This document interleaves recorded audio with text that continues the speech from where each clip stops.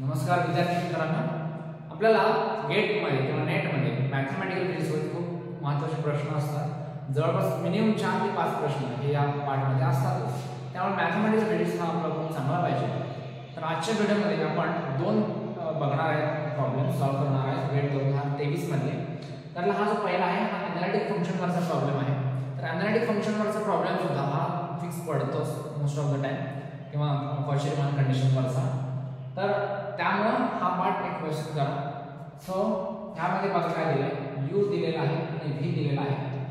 a b c आणि k एक constant आहे असं दिलेलं आहे आणि u + iv हा एनालिटिक पार्ट आहे आणि त्यांचं प्रोडक्ट काय असेल असं विचारलं.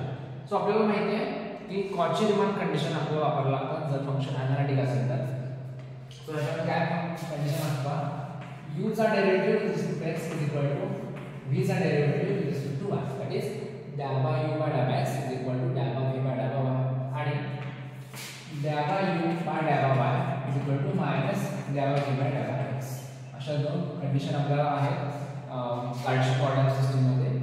ह्याला आपण तो कॉची रिमान कंडिशन किंवा CR कंडिशन्स.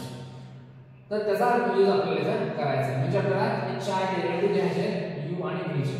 तर आता बघा u साठी मी असं काय लिहू शकतो, ह्याला मी जर सॉल्व्ह केलं तर x³ y minus xy. Okay, म्हणजे मला इथून डेरिव्हेटिव्ह काढायला सोपं पडेल. मी आता आधी काय करतो, चार डेरिव्हेटिव्ह काढून घेतो. del by u by del by x, del by u by del by y, del by v by del by x आणि del by v by del by y. चारही आधी कॅल्क्युलेट करून घेतो. ओके, सो आता u चा derivative with respect to x काढायचा आहे. So इथं बघा 3x² y minus x1 so y3. y सोबत त्याचा डेरिव्हेटिव्ह काढायचा आहे x³ minus 3xy². आता बघा v चा डेरिव्हेटिव्ह काढायचा आपल्याला x सोबत. सो 4ax³ हा पार्ट 0 होऊन जाईल इथं प्लस 2cxy² k चा पुन्हा डेरिव्हेटिव्ह 0 झाला. आता y सोबत सो हा चा डेरिव्हेटिव्ह 0 होऊन जाईल इथं y3 y³ plus 2cx² y आणि k चा पुन्हा 0 होऊन जाईल. सो आता ह्या डेरिव्हेटिव्हज वरून आपल्याला ह्या कंडिशन मध्ये पुट करायच्या आणि त्यावर आपल्याला a b आणि c च्या व्हॅल्यू मिळतील. त्यामुळे ह्या पुट केल्यानंतर आपल्याला ह्याचा प्रोडक्ट काढायचा. सो बघा पहिली कंडिशन पहिल्यांदा del by u by del x ला del by v by del y she compare करून घेऊ. त्याच्यानंतर del by u by del y सोबत del by v by del x चा फक्त एक एक्स्ट्रा मायनस साइन इथे असणार. सो पहिली कंडिशन घेतो del by u by del x that is 3x² minus y³ is equal to 4by³ minus 2cx² y. Okay, आता x² y च्या term ज्या आहेत हे काय आहे ते काय करणार आपण कंपेअर करू कोएफिशिएंट. तर बघा मला 3 is equal to minus 2c. Similarly y³ चे जे कंपोनंट आहेत जर मॅच केलं तर -1 is equal to 4b.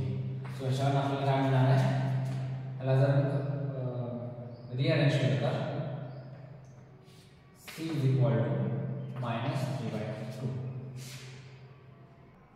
Sorry चा प्लस आहे.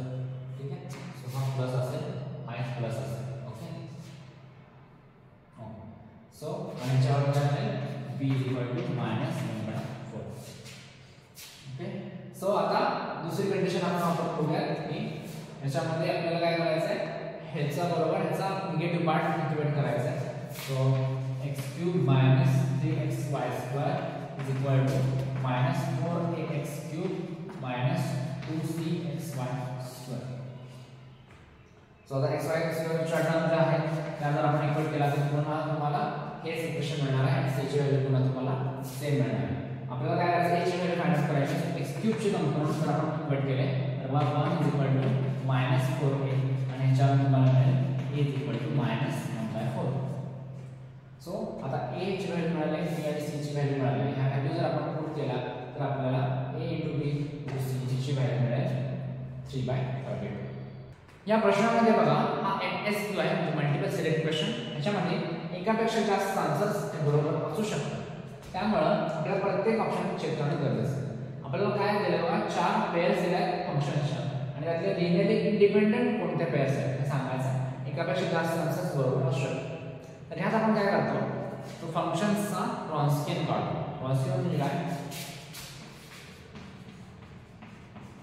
तर आपल्याकडे जर दोन फंक्शन्स असतील f of x आणि g of x, तर ह्यांचा रॉन्स्कियन आपण लिहितो w इक्वल टू याचा डिटरमिनंट असतो f of x g of x आणि खालच्या रोला त्यांचा डेरिव्हेटिव्ह असतो f dash x आणि g dash x.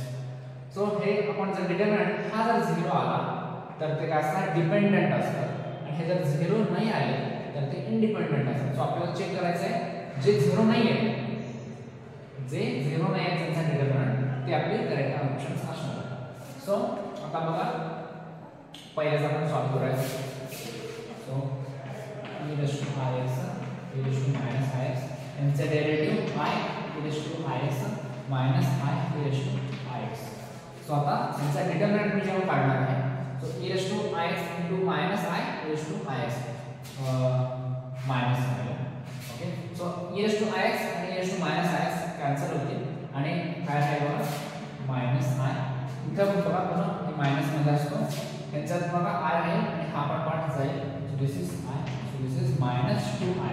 So this is not 0. Therefore, this is correct option. Now let's solve for b. So let's solve here. b e raised to x and x आहे. तर बघा ह्याचा derivative e raised to x चा 1. So जर आपण minus केलं e raised to x minus x e raised to x, तर हे कॅन्सल होत नाही. So this is also non-zero. So these are also independent pairs. Now I will try for c. 2 raised to x 2 raised to minus 3 plus x. So आता ह्याच्यामध्ये कसं असतं, a raised to x चा derivative a raised to x into log e असा असतो. So इथं 2 raised to x log 2, इथं 2 raised to minus 3 plus x log 2.